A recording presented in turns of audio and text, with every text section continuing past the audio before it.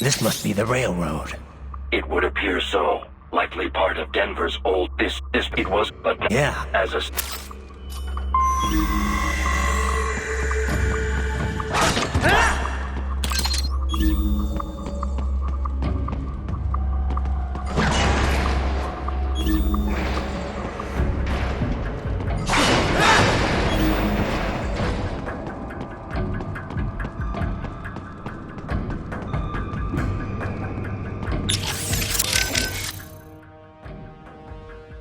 Boris, you got anything for me?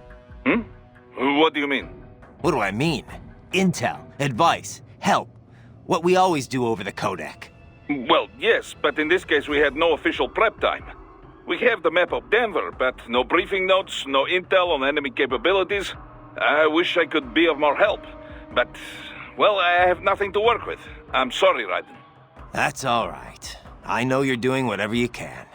But what about your robot dog friend? He's taking on scouting duty for you, yes? Why not try contacting him?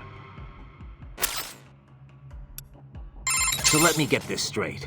All law enforcement in Denver's been subcontracted out to World Marshal? Pretty much. It's part of Colorado's small government initiative. When you're tasked with slashing a state's budget, privatizing the police force starts to make sense. Detroit was kind of the pioneer there. Armstrong spearheaded the idea, of course, back when he was still in the state senate. No surprise. But the police force isn't all cyborg, is it? Nah, no way anyone could get funding for that. Most of them are unmodified. New recruits or veterans from the old Denver PD. They handle most of the basic police work, like street patrols and investigations.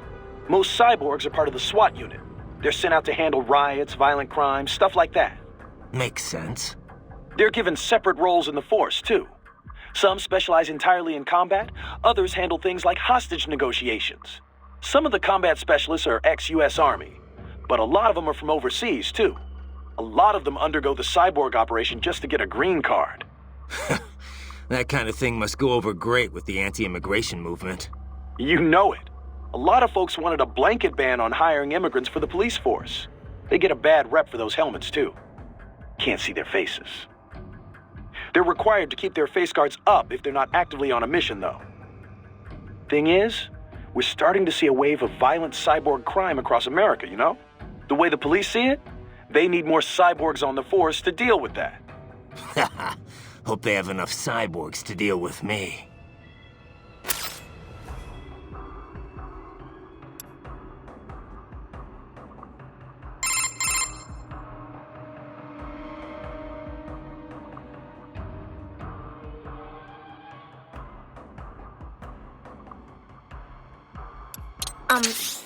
Raiden? Once you get those brains back, what are we gonna do with them? I still gotta discuss that with Doc. He's still got the brains from Mexico, but the human rights group wouldn't take them in. It didn't sound like it was going too smoothly. Yeah, that's what he told me too. I can understand the NGO's position, but these kids, they're completely helpless in all this. I know. We don't have nearly enough cyborg bodies for all of them. And if we want to give them child-sized bodies, they'd have to be almost entirely custom-made. For now, Doc's sending virtual environment data to their brains, just like their VR training. At least that should help cut down on their stress levels. Yeah, but that only works up to a point, doesn't it? Doc said he can't simulate realistic human interaction with the tech we have right now. They must be lonely. And they know lonely. None of them had families. That, or they were abandoned by them. For some of them, the real world might not be a whole lot different. You know what my childhood was like. I'd take life in an empty room by myself over that any day. Raiden. It's a work in progress for sure. But Doc will work something out.